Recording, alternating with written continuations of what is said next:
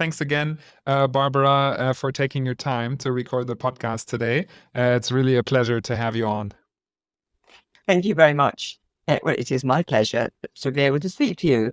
In fact, if it was based on you finding my first book is interesting because I never ever intended to write a book, but I was handed by the publishers until I did. And it went into about 11 languages pretty quickly. So it's always nice to know, some people where it's landed, as it were. Yeah, there's a good fan base in Germany, it seems like. Yeah. Well, I've had a lot of German students who come over to England to study with me. Yeah, and maybe we can dive into that directly, just to understand a little bit more about you and also your history in the topics around health.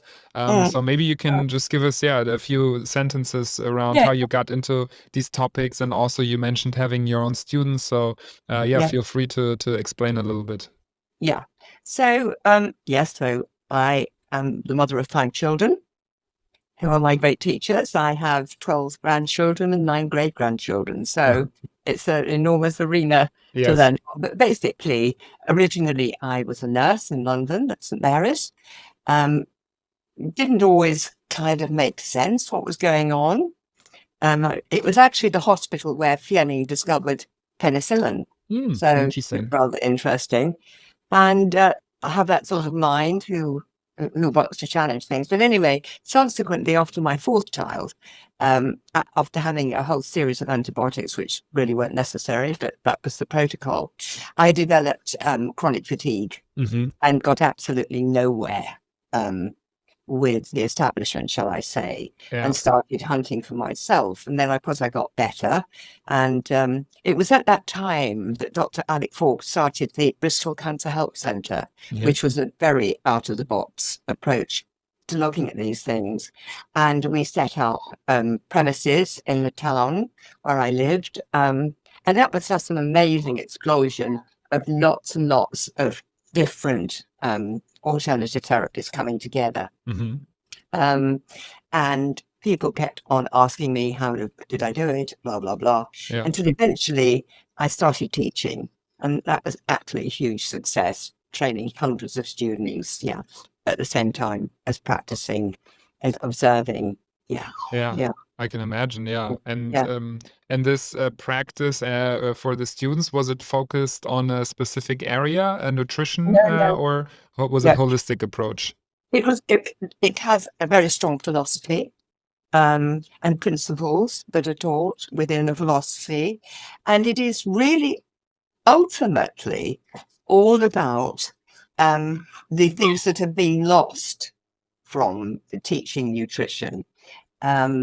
Where, maybe the same in Germany, people might start saying, we're light beings. And I think, what are they on about, But in fact, there's so much to nutrition about transmutation and alchemy and how the body uses photons of light and produces them and molecules of oxygen. So it's looking really deeply down in the whole area that's being written out, It was a very challenging college, to a conventional structure of teaching, but incredibly popular. Yeah, I can imagine.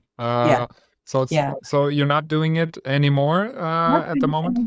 The whole thing became extremely challenging, as one can imagine. And so it was much easier to keep it outside of that kind of structure, because I don't know about in Germany, but here everything is just so accredited and brought in line with, very, very strict rules that you could not move outside the parameters of how things have always been, which is exactly, so there would be no point, in my opinion, I should add, to do that. And for the listeners who are not aware, you're based in the UK, and which city are you in yourself? Well, the college was held in London, Bristol, Manchester, Glasgow, and Dublin. So in Scotland and in Ireland as well. Multiple cities. Okay. Yeah. Very great.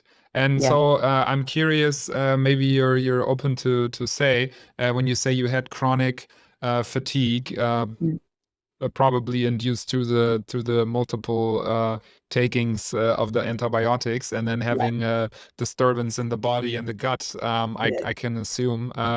What was yeah. your steps? What did you do to yeah, get back to energy and solve Yeah. this problem? Well, many things, I mean, obviously, if it's affecting initially, when it was much more than just affecting um, the gut, was to learn as much as possible. And that was a long time ago. I mean, that was over 50 years ago.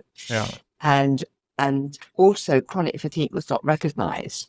And I was rather pleased because I used to go to a particular coastal town, some distance from where I lived, where they had a chronic fatigue support group.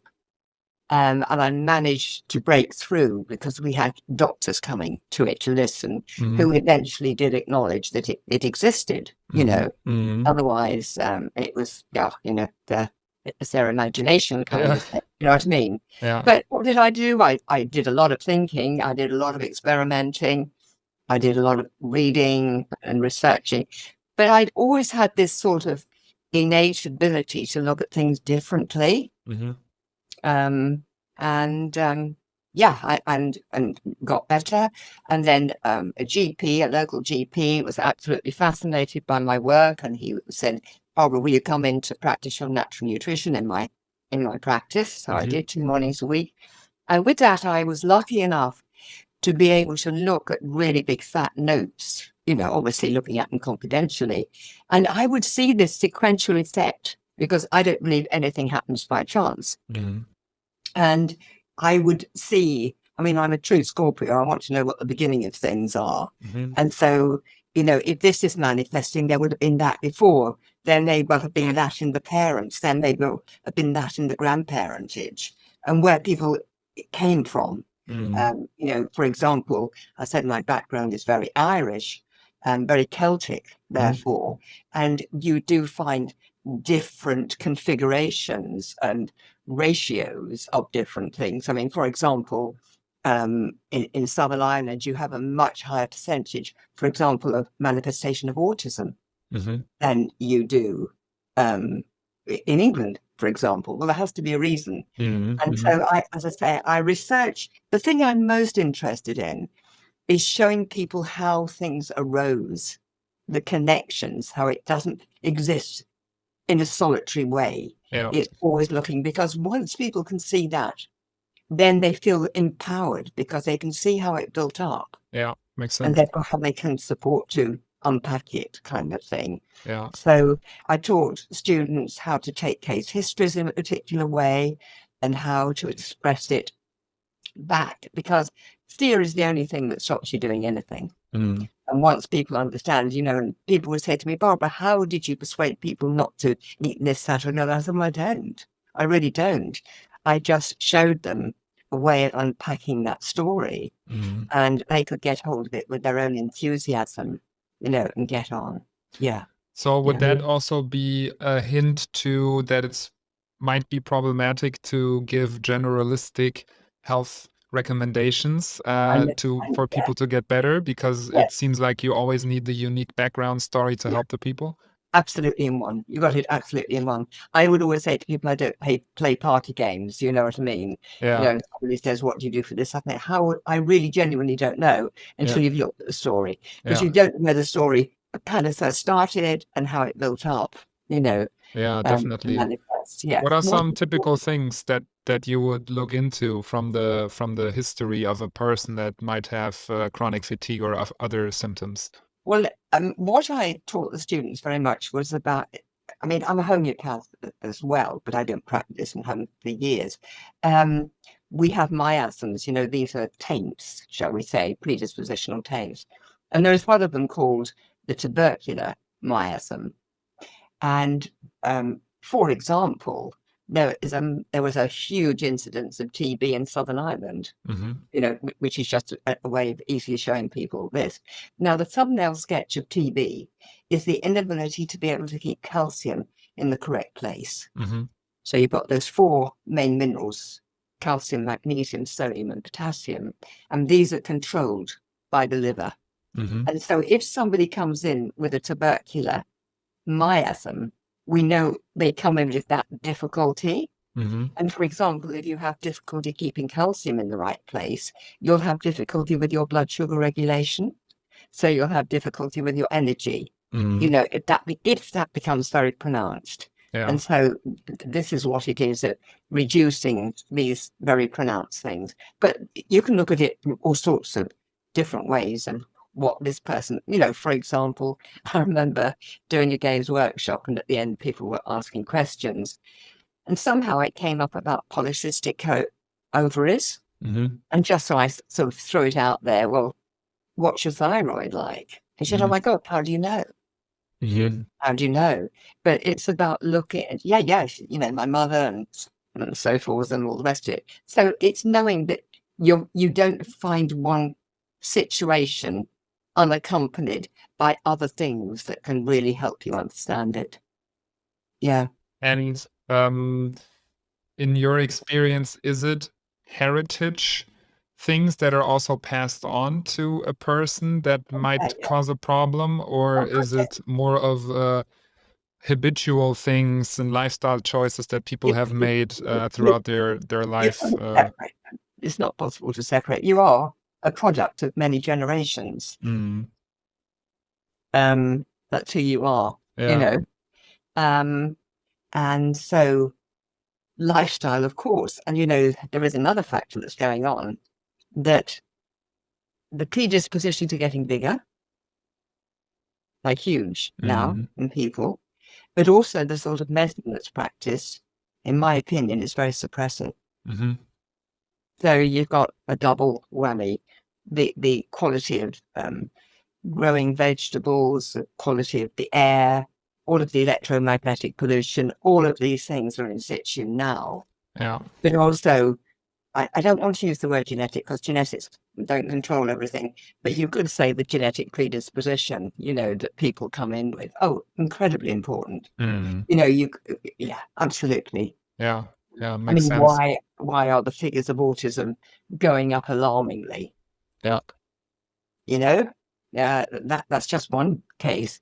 But It's you know, generally the health problems and these issues also with children and babies is really skyrocketing, right? oh God, yes, you know, and adults, and I've always been fascinated in Eastern medicine, Mm-hmm. and they have these different elements, and the metal element is really interesting, where they know that the colon, the skin, the lungs, and the mind are all connected.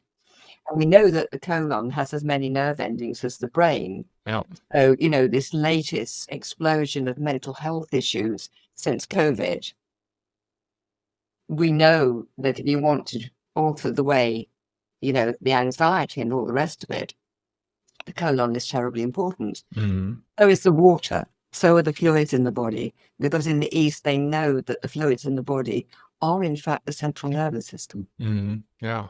I found that Yeah. really interesting when you mentioned that. Yeah. Yeah. Because that is the only medium which will accurately hold information. The water, you know, it holds that resonance. Anything else is going to interfere with the message, Yeah. and input its own, you know, message. Yeah. So it's incredibly important. So the first principle that I taught the students: stress creates dehydration. Mm-hmm. And when the body has held dehydration for 2 years, it becomes stressed. So Mm. you have stress, dehydration, dehydration, stress. So you get this sort of circular catch-22 scenario, which things like chronic fatigue are. So for me, it's crazy to want to load people up with endless supplements just because they have lots of symptoms. Because if you do that, you're going to dehydrate them even more, Mm-hmm. because you're putting all of this information in. And the Because body cannot handle this once it's well, stressed. it'll handle it in a very distorted way. Yeah. So the end result will not be what you're aiming for. Yeah. Yeah. So I think that's already an important takeaway for the listeners, that it does, or it should at least be very critically be viewed upon if you are sick or not feeling well, and you're reading a book or someone is prescribing you loads of supplements, that this should be very cautiously viewed on and also taken. And maybe then, question to you, probably it makes sense to focus on one or two or three, and then really take the right ones instead of taking a handful of supplements. Absolutely, because the more symptoms, then the more, shall we say, unwell a person is. Therefore, the more dehydrated they are. Yeah. Yeah. So it would be crazy to put, for every symptom, something into a dehydrated body as a challenge. And the distortion, absolute distortion of what they want, could achieve. Yeah. It would end up, really bad. Yeah, I mean, I've seen, just by saying to people, please, don't take all those things, and I would have people signing up at the college who maybe, be to see people and say, why is it that I feel so much better or don't take anything? Mm-hmm. Because, the bucket load that they were taking was challenging. Yeah. It was causing stress. Yeah.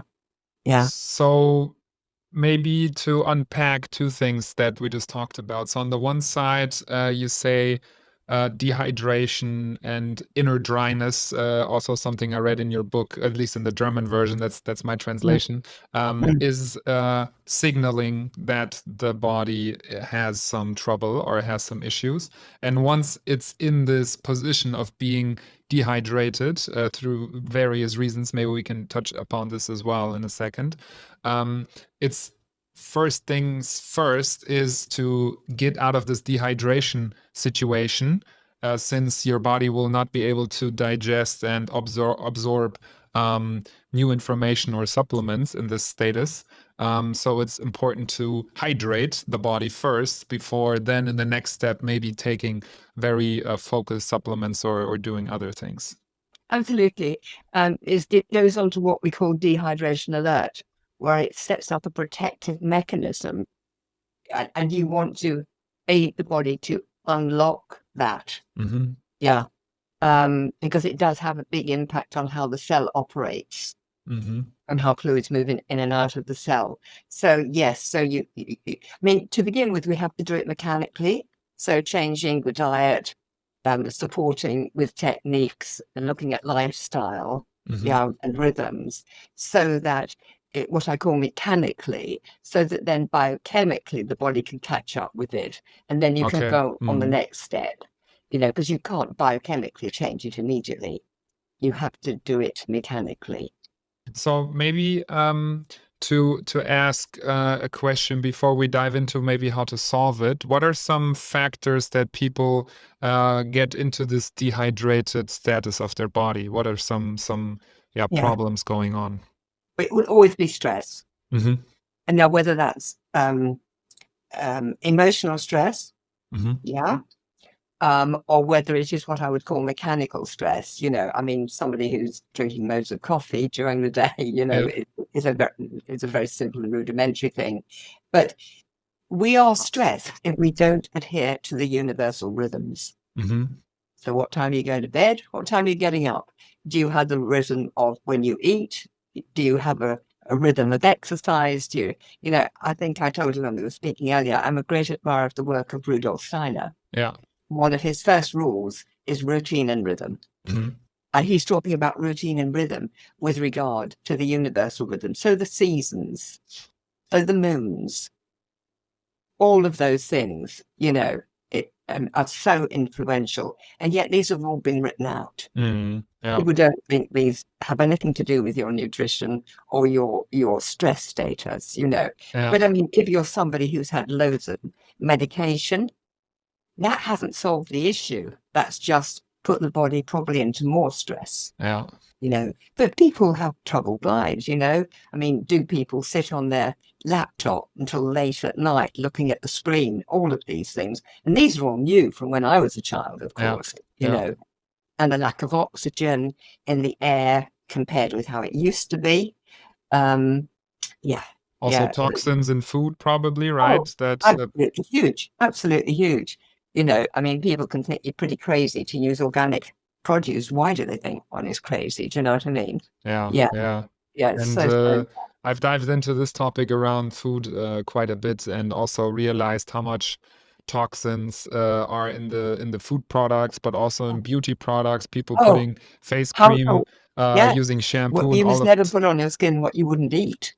yeah. I had a podcast Yeah. with a local German We, health expert, and she talked a lot about the microbiome, and she mentioned how you can really disturb your microbiome using the wrong products. It can be toothpaste, it could be hair wash, anything really. And she also mentioned the same thing, yeah, that you only the put it on household your product. face if you want to put it on your mouth. Yeah. But also the household products that people use are so toxic, a lot of them.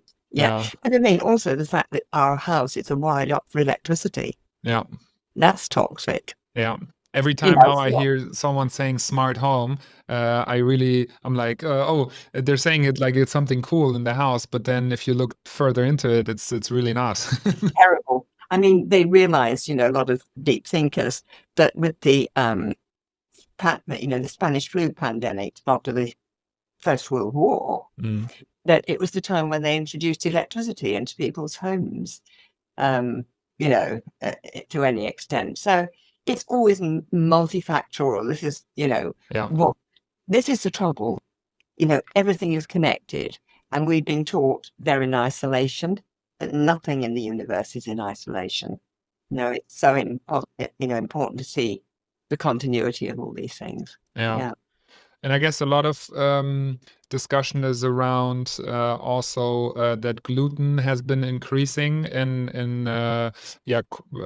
generally in wheat and other grains. What's your take on that? Yeah. Considering what you just mentioned with stress on the gut and also on the entire system of the person. Yeah. Well, of course, the big one is antibiotics. Hmm. Um, in terms of the gut, I mean, it influences the liver in a very big way. It Yeah. actually um, challenges the liver's ability to handle fats. Yeah. We are oil and water, we are fats and water. But the more dehydrated we become, the more challenging these foods become. Do you see what I mean? So you're fully hydrated, you would want to eat cleanly, you would want to eat sensibly. So then we start saying, well, look, we've got to remove stress from what we eat. So that would be to do with the resonance of the food. Hmm. Yeah. And the resonance of gluten is hard, Hmm. really hard, and different things will be more challenging to different people. But I don't think I know anybody who doesn't feel lighter and clearer and better by avoiding, well, at least wheat, even if they don't avoid gluten, Right. And of course, the colon, you see, if you said to me, okay, Barbara, how do you assess somebody's predispositions? I would say, well, it's liver function. And if you said to me, okay, and you're talking about stress, and stress in the living environment, where does the physical body first feel it? It's the colon. Hmm. Because in Eastern medicine, it is the reservoir, and it tells you whether there's enough fluid or not. And so it's bound to be a sensitive organ. Hmm. And gluten is very much more challenging to it than if you leave it out. That's one big stress taken out. Yeah. So Okay. when I started practicing 50 years ago, it could be, well, let's leave wheat and, amongst other things, leave wheat and dairy produce out. It then became gluten. And Hmm. now there are a lot of people who can't tolerate any grains. You have Yeah. to use what we call the non-grain grains, quinoa, amaranth, that sort of thing. Yeah. Yeah. Yeah. So if someone has a serious trouble and is really feeling terrible, is there a recommendation at this moment you could give in terms of leaving out all grains for a certain amount of time, or focus on taking out gluten for a while? I think, I'd start with gluten. Hmm. Um, First of all, I would say look at your fluids. Hmm. How many diuretics are you drinking? How much coffee are you drinking? How much tea are you drinking? How much sugary things? Because they just excrete, how much chocolate are you eating? Yeah. Those sorts of things. That would be my first place of looking. How much water do you drink? Hmm. And then we'd look at the food and say, obviously if you eat moist food, I mean, if you compare a piece of fruit, for example, or, a salad kind of thing, to having something like a cheese and pickle sandwich, Hmm. there's no comparison, is there? Do you know Yeah. what I mean? Beautiful soups and all of that kind of thing. Yeah. And you're then eating foods that are, if they're grown properly, are going to be adding so much, minerals, vitamins, but they're also not challenging the fluids. It's all about challenging the fluids in the body that will create stress. Yeah. Got it. And the colon being so important for that. And And you the just neural you microbiome. just mentioned coffee. I think this is also a huge topic for me personally, but also for a lot of listeners, I can Yes, imagine. So, yes. do you have some recommendations around coffee? Like how much is okay, how much is too much, and Oh, in what yeah. situation should Yes. someone be cautious? Well, I mean, it's a diuretic. And so if somebody's really ill, it's not going to be a good idea at all. What does You know, diuretic mean? it removes fluid from the body. Ah, okay. The diuresis is where excessive fluids leave. But it's not just water, it will have minerals and Hmm. vitamins in it, particularly magnesium, for example. Hmm. And so you're denaturing yourself in drinking it. So the choice should be, because here, of course, in England, people drink, well, they drink a heck of a lot of coffee these days, but also tea. Yeah, And so these are major losses that are going to take place. yeah. So how much is too much? Well, it depends how unwell the person is, Hmm. you Okay. know? So Yeah, if someone's feeling terrible, they should probably cut it out for a while. yeah. And then they maybe don't want to put it back, Yeah. Yeah. because, what is it we're doing with nutrition? As I say, I have taught it within the universal rhythms and your spiritual development people would talk about, Yeah. it's not something I would have to talk about, but they may say. So one could say, look, do you want to change your diet so that you can be patched up to go back to work?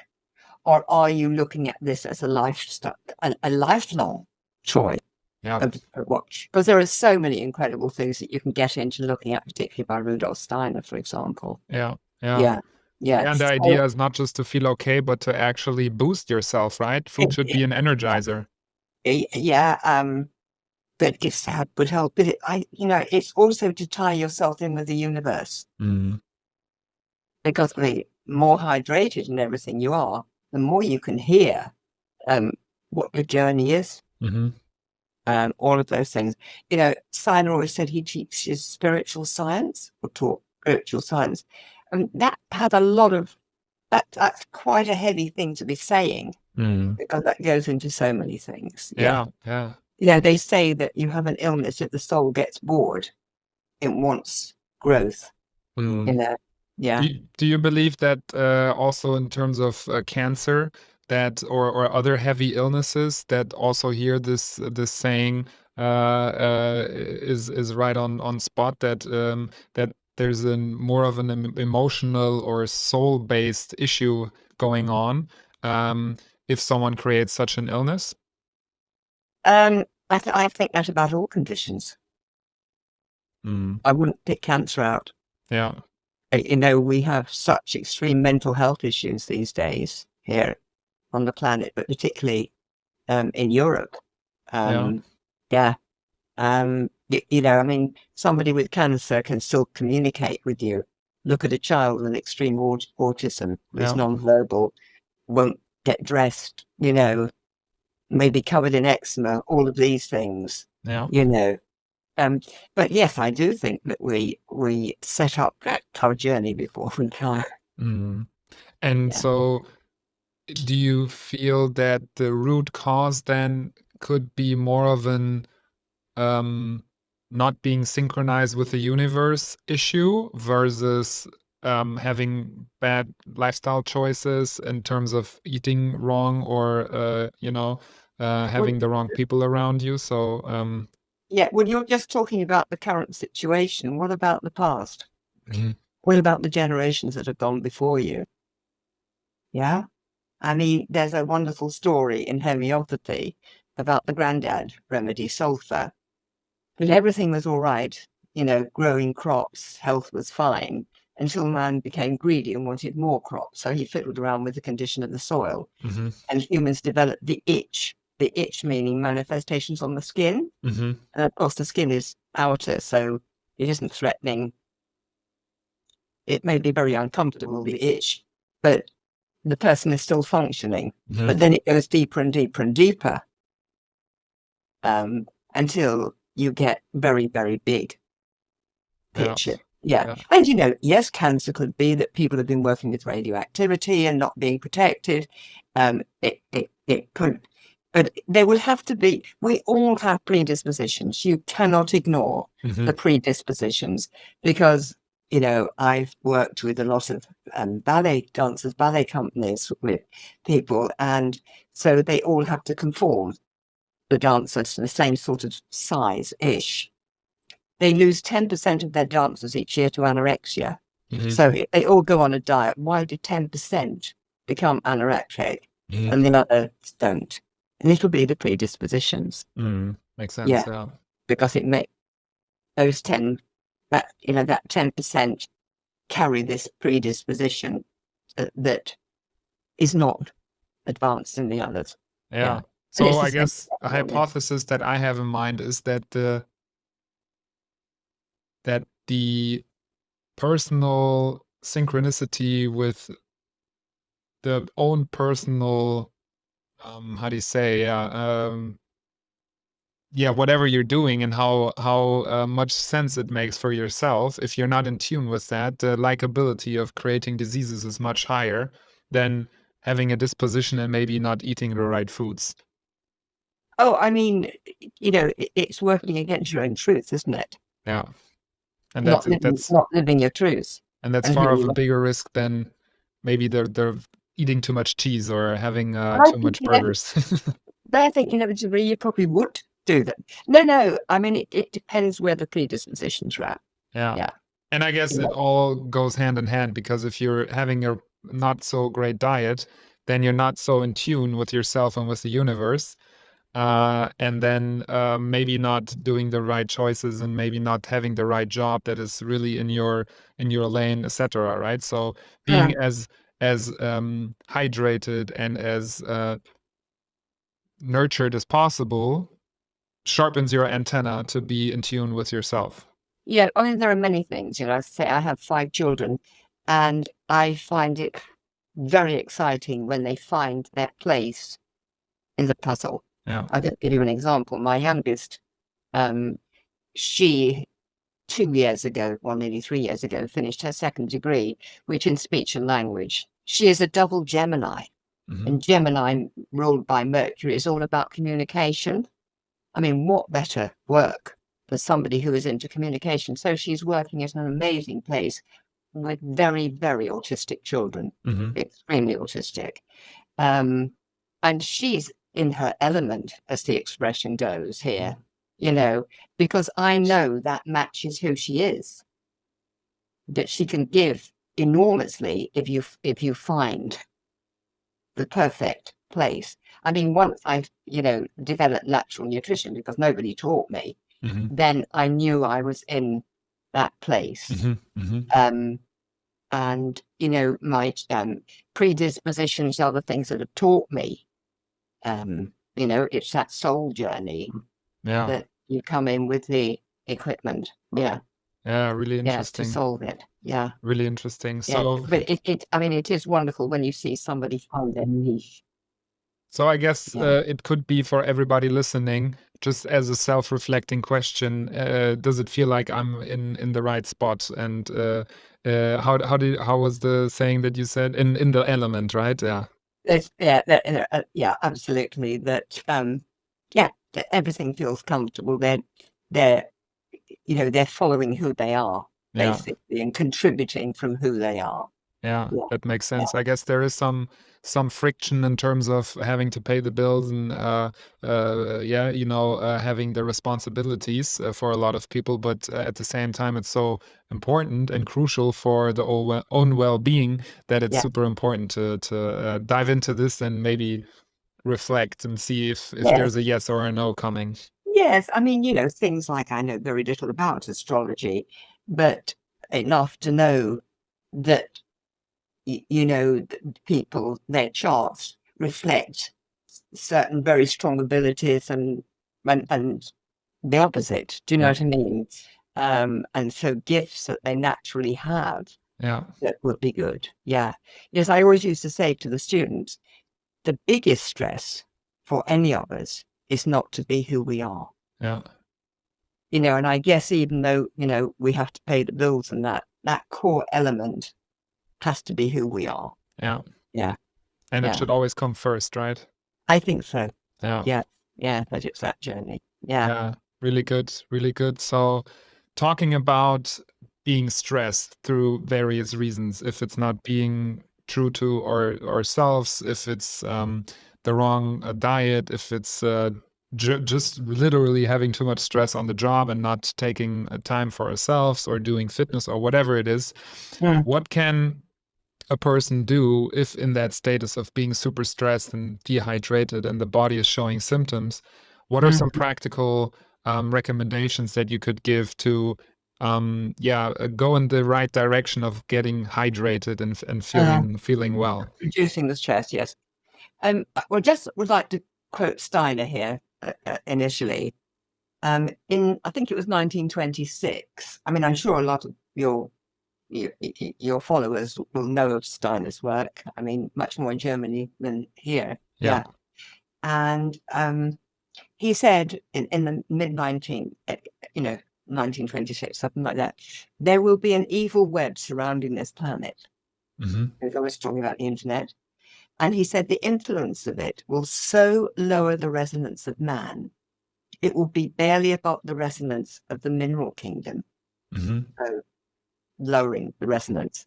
And he said the solution is to spend as much time in nature.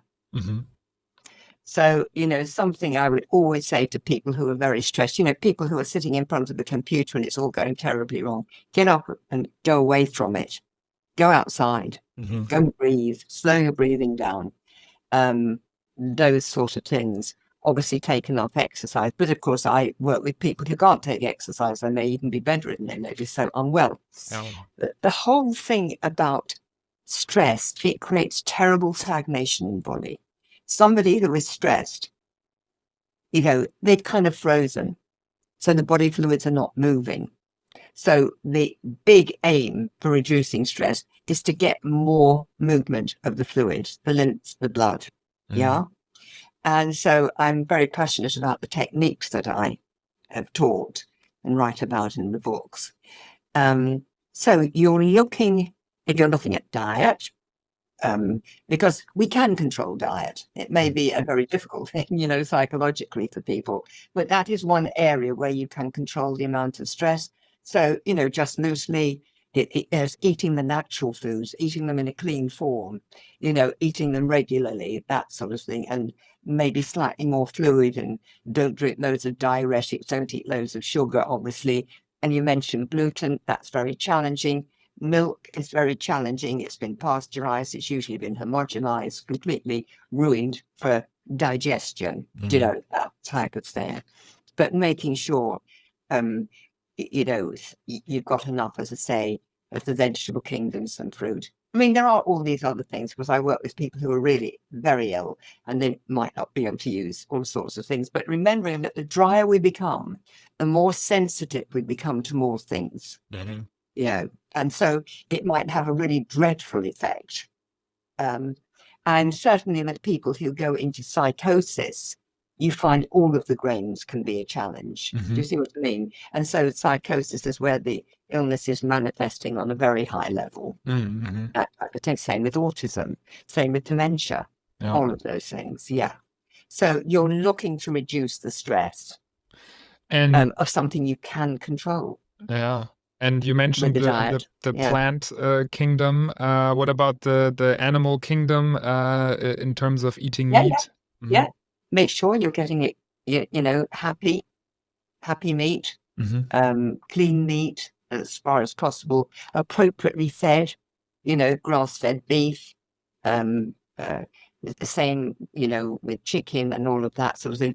And it costs more money, so eat less of it. People say, well, it's going to cost me much, and I say, but eat the good quality, just eat less of it. Not quantity, quality in that case, Yeah, absolutely. Yeah. Do you feel like it's necessary for someone who's ill to get healthier to include meat in their diet if they are interested, or is it you can but you mustn't? I can't answer that question, because everybody's different. Yeah. Okay. So Yeah, it depends. Yeah. it depends. And of course, people have their preferences as well, Yeah. But which you would we say not if know it's about. well fed and it's a high quality, it's not a negative effect on the body. Depending who the person Oh, is. yeah, right, right. Yeah, Yeah. yeah, Okay. yeah, So there's yeah, no real yes or no answer, but no, it's yeah. really uniquely to the I mean, person. what I'm saying is, I'm not anti that. I'm not pro it because it depends who the person is. Yeah. Yeah, Okay. yeah. Got So it. you couldn't generalize. Yeah. Yeah. Okay. And you've got the quantity and how often people do it and all of that. Yeah. Yeah. Yeah. Okay. Yeah. And when we had our pre discussion before the podcast, you also mentioned the four states of the water. I thought that was really interesting. Maybe you could touch upon that a little bit. Sure. Yes. Yes. And the work of Gerald Pollack, he has re-emerged this ancient knowledge. I'm sure it's always been around, but water exists in four different states: liquid, solid, gas, and the fourth phase. And fourth phase water is different to ordinary water. So ordinary water, H2O, but that is H3O2. So you've got more oxygen there. And fourth phase water is created by H2O being charged up by photons of light, Mm-hmm. and it becomes H3O2. And so we have so much water in our body, but it would be brilliant if the larger part of it could be H3O2, because H3O2 works like a giant battery. Mm-hmm. So that really is energizing somebody, um, in a remarkable way. And I rather suspect it's the very old folk, who lived peaceful, healthy lives. I mean, if there was a way of analyzing, I think I would be very surprised if they didn't hold a lot of H3O2. Mm-hmm. Yeah. Yeah. So that's that interaction of photons of light and H2O. So if it was a goal to have more H3O2 in the body, would it be on the one side to drinking high quality water, but then also being a lot outside and getting a lot of photons to Well, remember that anything outside can be created from inside. Mm-hmm. So you have external photons, but you have biophotons produced by the body. Mm. And that, for me, is the ultimate aim of the nutrition of any single human being. Mm-hmm. That they can produce as much in the way of biophotons as possible.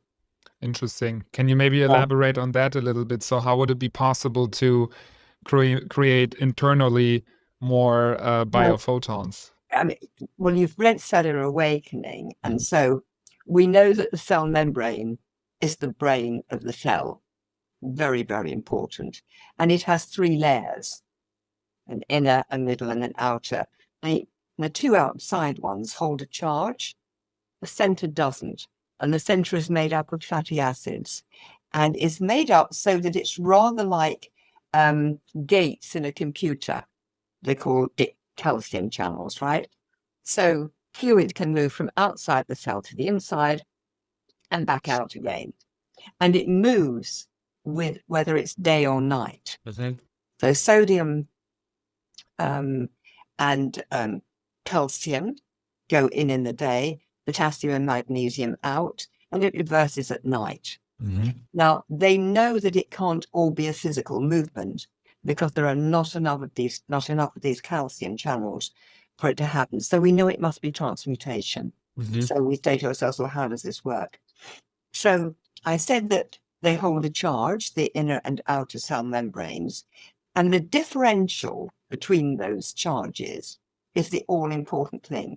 It's called the cell membrane potential. Mm-hmm. Yeah. So what you want is that the nucleus is positive, the inner one negative, and the outer one positive. Yeah. That positioning. And so the outer one, if it's positive, will attract electrons. There's a negatively charged subatomic particles that come from the earth Mm-hmm. and in your food.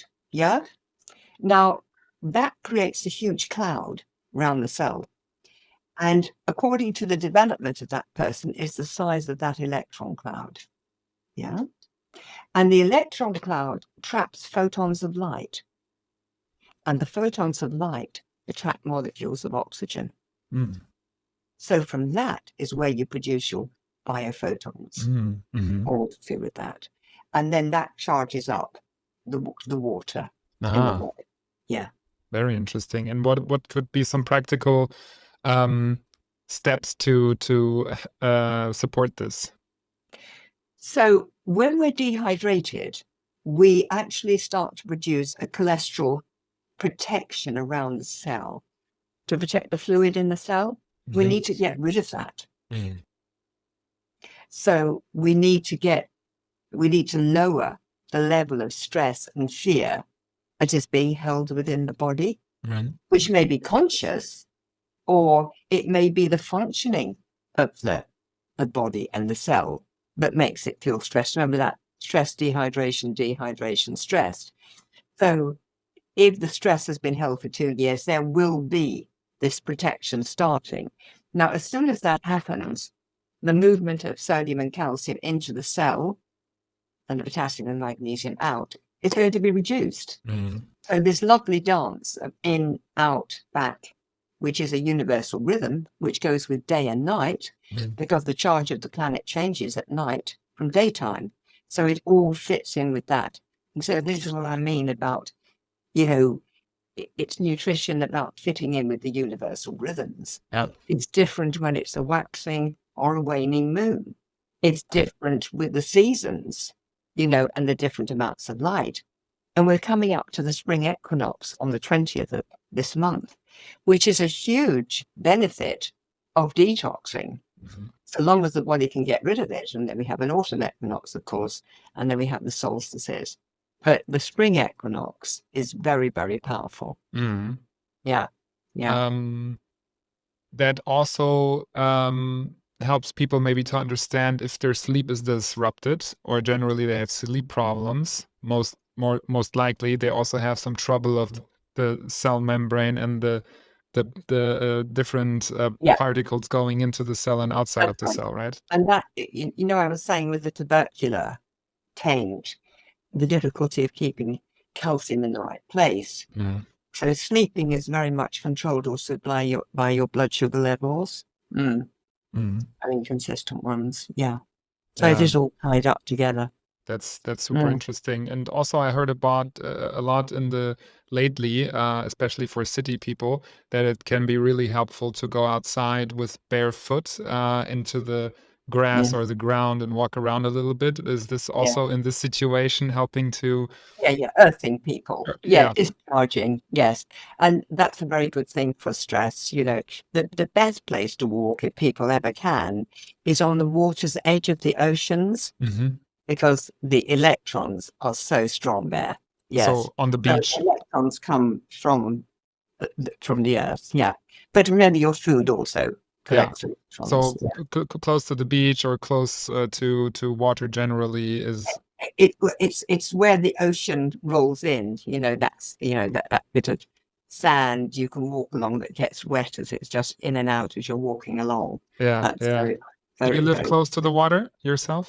Yeah, close enough. Where I am at this moment in time, I'm right by the water. Ah, very nice. Very nice. Yeah. I thought that was really fascinating. Also, when I read your book, and everyone who's listening and wants some pictures in front of their eyes on what's happening with the cells and what's going in and what's going out to get a clearer picture on it, I can really recommend the book. It's, as you mentioned, written in various languages. And but you also mentioned you have several books, right? Not just one. Two. Okay. They managed to squeeze 2 out of me. So the one is Cellular Awakening, and what is the other one called? Oh, Our Return to the Light. Oh, Return to the Light. Okay. Yeah. And in there, I sort of discuss some things that are more politically difficult to discuss. Yeah. But you can write things more than you can write. Instead of airing it out. Absolutely. So I can imagine it's going towards maybe pharmaceutical topics. Also, how do you say it in English? Getting vaccinated and all these types of topics, I can imagine. Yes. Okay. Mm, mm, yeah, Okay, then I yeah. guess I have to read And that actually book. talking about what you can, a way of understanding what's going on. Yeah, Yeah. Okay. I'll yeah. have to grab a Mm. copy of that. Also, what I found really interesting, what you mentioned was that the problem, as you mentioned already, can start in the colon, for example. If the colon is stressed, then it goes to the liver and so on and so forth. Oh, So yes, maybe, we were talking about the hierarchy, weren't we, of organs. yeah. So that's very important to look at the hierarchy as well. So the colon is the first place that feels it. And then the liver is this, well, it's the largest organ other than your skin. Um, and it can be 2/3 destroyed and will regenerate. So it's a very friendly organ, but it's the planner. In Eastern medicine, it's the planner. Mhm. So it plans everything. So, for example, if somebody comes to see me around fertility issues, can't get pregnant, the liver is a big player there. Mhm. So you've got colon, and then you've got the liver. Now, if the liver starts to find life difficult, shall we say, and not so efficient, then the stress rolls over to the kidneys and the lungs. Mhm. And you've got two kidneys and you've got two lungs. They're much more sensitive, if you like. They don't recover in the Mhm. same way.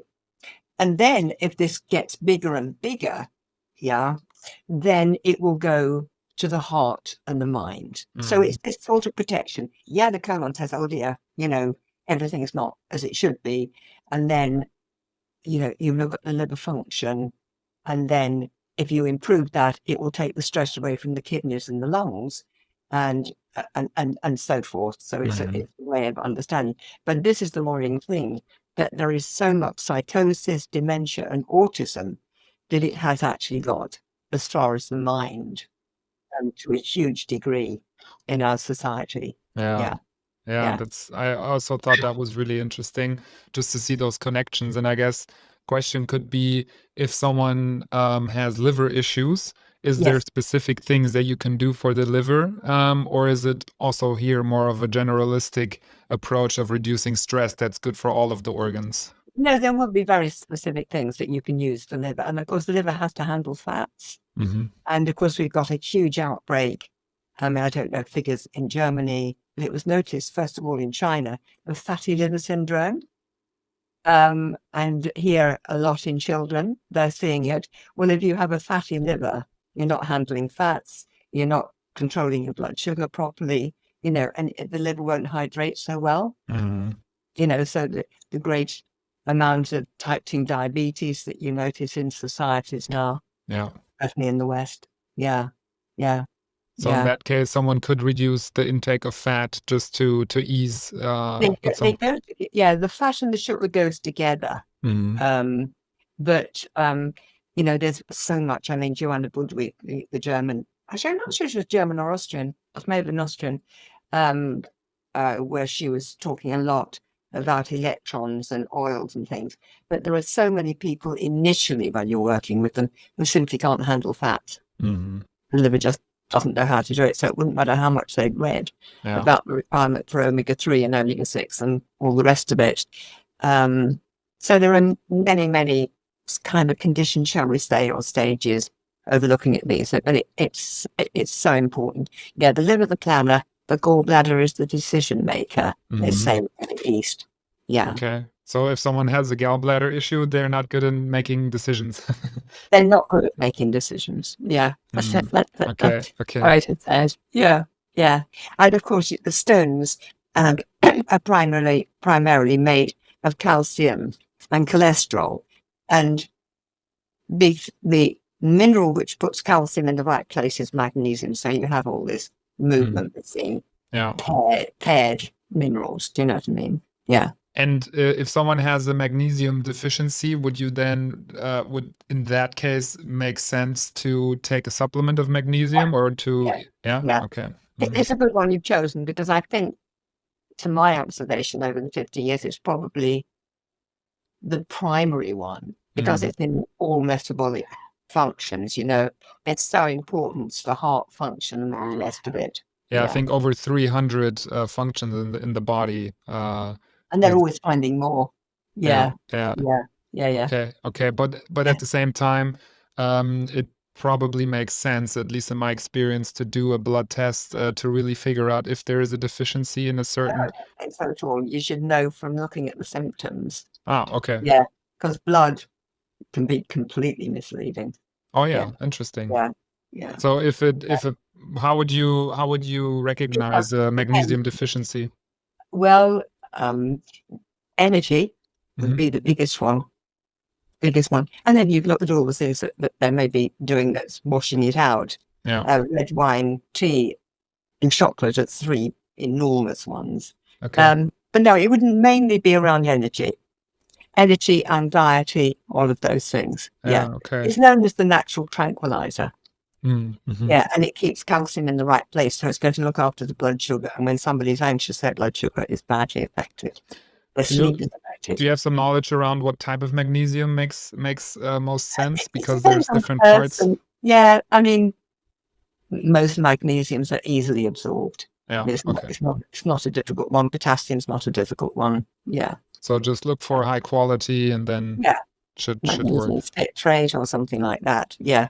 What's your take on the B vitamins? Because I've heard quite a bit about that as well. That there's some differentiations between the active form of B vitamins versus the non bioactive forms, and that also people with mental problems or also with energy problems tend to have some deficiencies in the B vitamins. Possibly. But the main thing to remember about the B vitamins is that they are cofactors for all the minerals and trace minerals. Mm-hmm. So, for example, magnesium needs vitamin B6, Okay. zinc needs vitamin B6, so these are their cofactors. So they are all very important. Yeah. Okay. And also, I've For getting seen all of that in Germany quite utilized. a bit of supplements where they do a mix. So it's like a pulver where you would have zinc, magnesium, calcium, so all in one, and then you put it in your water and drink that. Oh, yeah. Mm. Is this something where you would say rather the capsule with a little bit more high dosage, or are these mixed supplements And also an I mean, option? I don't suggest mixing stuff in water, but Hmm. people would all be different, clearly, what their Yeah. requirements are.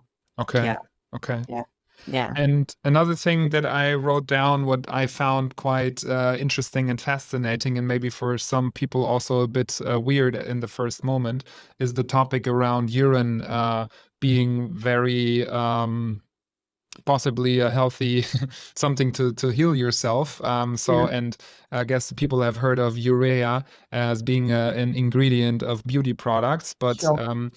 when I read your book and you mentioned that urine being used on the skin or also using it as a drink can be very health beneficial. I thought that was really interesting. So maybe you can elaborate on that a little Uh, bit. I thought well, it's well, really people, interesting. Yeah. people who are interested in it, it's ancient, it's isopathy. So homeopathy is treating like with like. So the resonance is like the resonance of whatever the illness is. Yeah. But in isopathy, it's identical. So your urine is identical to your resonance. Hmm. So you can potentize it.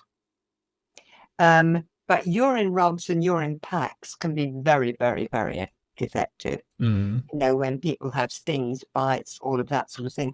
But there are such amazing books, particularly from India. Although James Armstrong, The Water of Life, he was considered the best master in the West of it all. Yeah, Hmm. Because yeah. when I read that, what I couldn't understand in the first moment is if someone is ill, for me, in first sight, it wouldn't make so much sense to drink my own urine if I feel like I'm ill. Do you know what I mean? Because it seems like then the urine wouldn't be of a high quality or beneficial. It's nothing to do with quality, it's resonance. Hmm. So the resonance of your urine would match the resonance of you, Hmm. yeah, in an illness state. So if you give it back a bit more of itself, it'll recognize it. Mm-hmm. So it's all around resonance, and resonance is another thing that's been written out of life. And what if the resonance is not in place and then also the urine is not in place and then I you. mean, it's got to be there. Everything has a resonance. Oh, okay. Everything you pick up, it doesn't matter what it is, has a resonance. Yeah. A Yeah. stone. So And the logic would be having more of your own resonance will or yeah, can help you to be healthier or yeah. Well, it can to help you detox to match how it should be. yeah. Yeah, yeah, I think that's what I find fascinating about this is because it's free, right? yeah, yeah. That's No, incredible. absolutely, absolutely. People are paying so much for supplements and all types of Mm, I know. therapies, and this is Yeah, something that you can do for free. Why yeah. I also find meditation one of the strongest forms of medicine, since it's also free and you can just use it whenever you like. What are those? The tree medications like urine? Oh no, meditation. Sorry. Oh, right. Yeah, Yeah. meditation. Yeah, I mean, urine packs can be absolutely sensational. yeah. Okay. Absolutely sensational. Yeah, I Yeah. think that's also a good takeaway for the people listening. So And I think we already covered quite a bit. Is there further things that you would like to include for the people to hear for for their references and or maybe also if they have struggles with symptoms and different chronic diseases, how can they can dive into getting better and what can be what can be done. well, I suppose that was the reason that I allowed them to push me into writing the books. Yeah, Do you know what I mean? Because that would take us all day to talk. And yeah, that's it, wouldn't it? You know yeah, what I mean? yeah, But the thing about cellular awakening is that people were very motivated. Do you know what I mean? And things started to fall into place. Yeah. yeah, I mean, if only the knowledge that it's the body that gets itself better given the right conditions. yeah, Nobody else gets them better. yeah, Their body. yeah. Yeah. Yeah. So it really is empowering people to understand and think of it more in that way. Yeah, makes total sense. Yeah, and I think Mm. that's a good note again to for everyone who's really interested to understand more about this to get one of your copies of the book and dive Yeah. into it a Yeah. little bit deeper. And then, of Yeah. course, you've mentioned a couple of topics that are easy to execute on. So going outside more, Yeah. not being so much inside, not using the laptop or the smartphone too much, looking into being synchronized with the day and night rhythms. I think this is also really important. And I think those are some practical things where people can really start today or tomorrow to make Yeah. some changes. Yeah. To feel empowered, really. Yeah. Self-empowered. And then Is take the, it step for step, right? Do yeah. you maybe as a last question, do you and I'm sure also here it's super individual, but I guess people nowadays are looking for instant fixes, right? Swallowing the pill and then being healthy the next day. So maybe in your experience of your work, what are some time frames people might have to look at of really feeling much more healthy and much more energized? Wow. It depends how much there is to do. You Mm, know, um, I don't think I can answer that. It depends how much they're suffering. Do you know what I mean? yeah, But I think the first thing is empowerment to understand their story, yeah, you know, and that, because that reduces fear and fear stops everything. yeah, Yeah. And fear is held in the water element. So to lose a lot of the fear to feel empowered already is going to help your hydration. yeah, Yeah. yeah. Yeah. Good point. And I guess um, once you get started, you will feel better and better, and then you will get some results, and then just Yeah. stick with it and Absolutely. find a new lifestyle for Follow. yourself. Yeah, exactly. Exactly that. Yeah. Yeah. Very great. So I think we've got a really nice hour in of great expertise from you, Barbara. So Thank you. thanks so It's much been, for joining. thank you. And we've mentioned the books are available. The people should just check online, right, and see where they can buy it. But I know that, well, you know that Cellular Awakening has been translated. I'm not sure that Our Return to the Light has been translated into German. Yeah, I can put it in the show notes for everybody who's listening. They Yeah, can where they yeah, can find it to yeah. purchase it, and then yeah. Thanks again for taking the time, and yeah, it was really lovely to get all the information from you. Thank you very much indeed. Thank you, Martin.